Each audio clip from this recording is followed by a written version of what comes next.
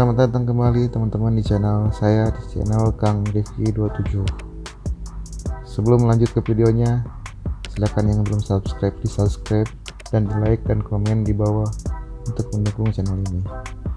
Di video kali ini saya akan menceritakan tentang pengalaman saya tentang kekurangan dan kelebihan Samsung S8 Edge Docomo versi Snapdragon. Sebelum pembahasan, saya sedikit bercerita bahwa saya mendapatkan Samsung Galaxy S8 ini di salah satu marketplace dengan harga yang lumayan murah dibandingkan di pasaran, dengan unit yang mulus ya, tanpa lecet. Minusnya sih cuman ya unit aja, jadi si HP aja, nggak ada casan sama boxnya, tapi saya dikasih bonus kabel datanya sih.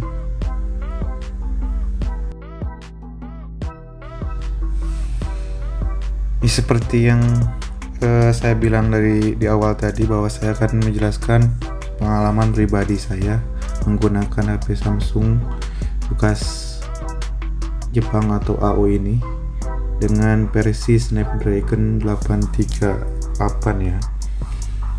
Jadi pertama, kekurangan di handphone ini adalah satu yang sangat paling mengganggu, itu panas. Ya betul, Samsung S8 Edge versi Snapdragon, nggak tahu ya kalau versi Exynos panasnya cepat kayak Samsung yang versi Snapdragon ini, S8 versi Snapdragon ini. Cuman yang saya rasakan kalau memakai HP ini,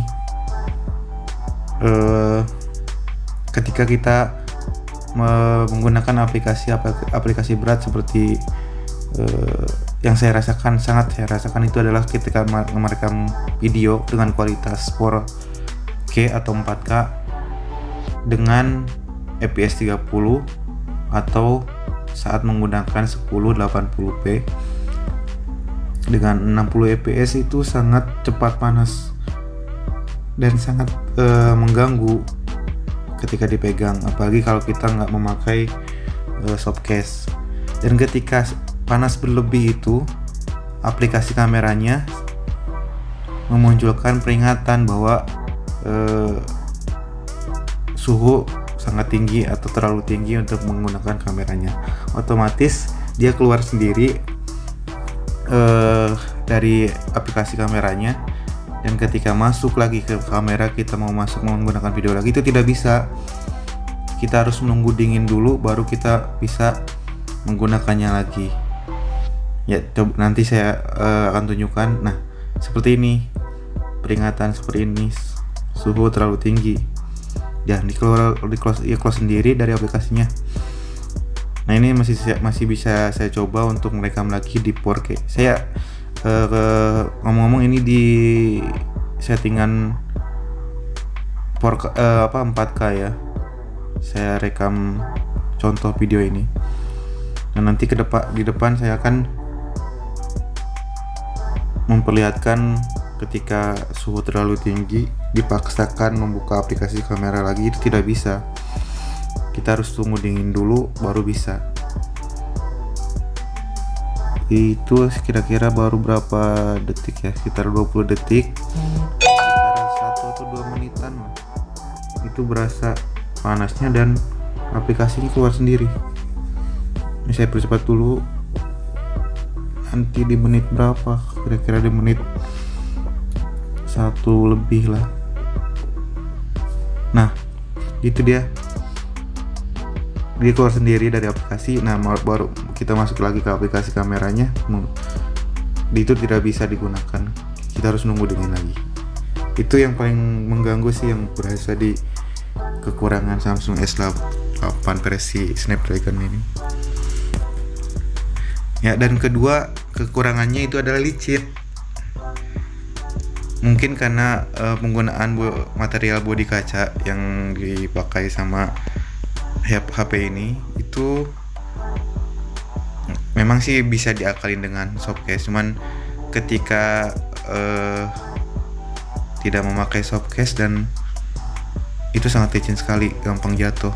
Beberapa kali juga saya sempat mengalami kejadian dia jatuh sendiri ketika dipegang, apalagi ketika tangan keringetan atau licin.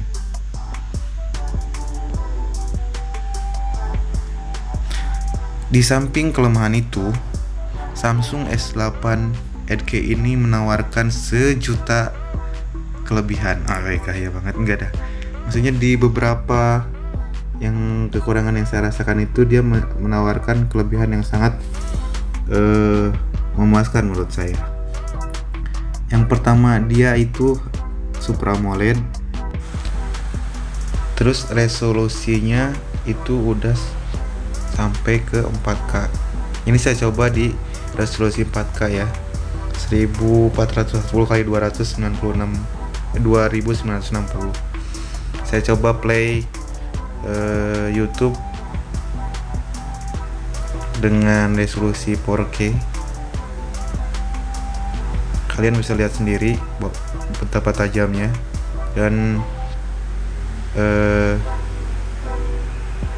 jutaan warna yang diberikan untuk diperlihatkan kepada kita itu sangat memanjakan mata. Ya itu kelebihannya, enak banget, beda banget kalau kita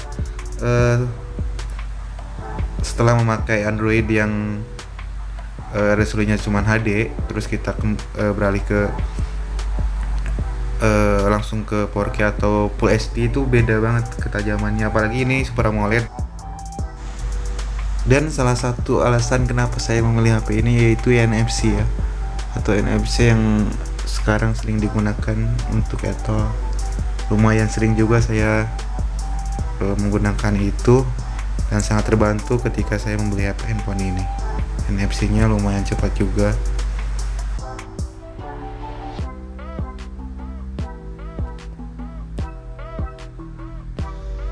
Alasan terakhir kenapa saya milih HP ini yaitu ya PUBG. Kebetulan saya penyuka game ini, jadi saya coba untuk memakai HP ini di game PUBG yang banyak review yang lain memperlihatkan bahwa dia sampai bisa smooth ekstrim ya. Ini saya akan buktikan di pengaturan di dalam gamenya.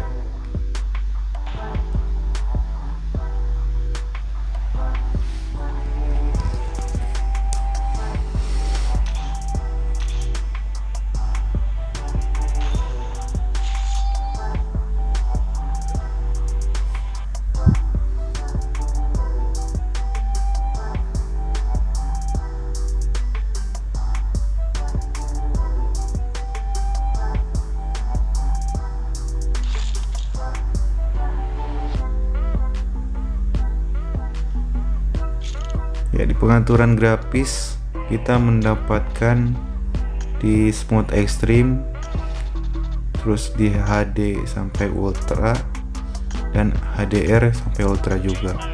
Saya coba di HDR ultra di game di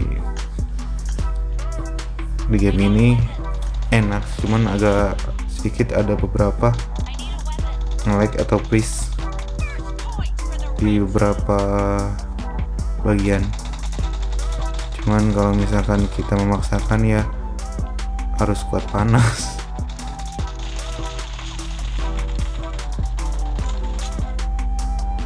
Ya, segitu dulu paling pengalaman saya beberapa hari atau beberapa minggu, sekitar 2 mingguan ya saya pakai ini.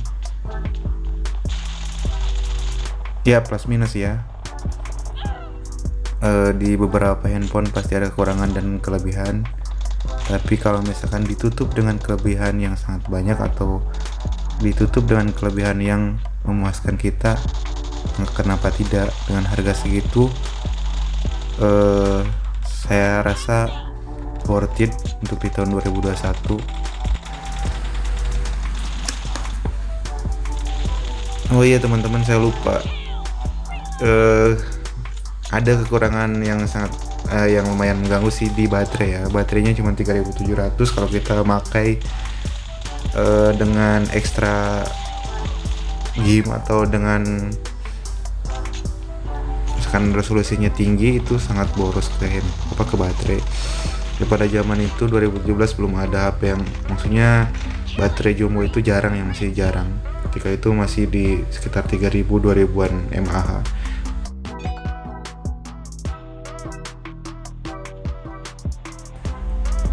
Ya baik teman-teman, saya rasa cukup pengalaman saya bercerita pengalaman saya menggunakan HP ini, yaitu Samsung S8 versi Docomo dan prosesornya Snapdragon 835 ya. Mudah-mudahan bermanfaat. Mohon maaf tadi di depan holder earphone-nya pakai gelas, ya, tidak ada lagi ya, seadanya aja.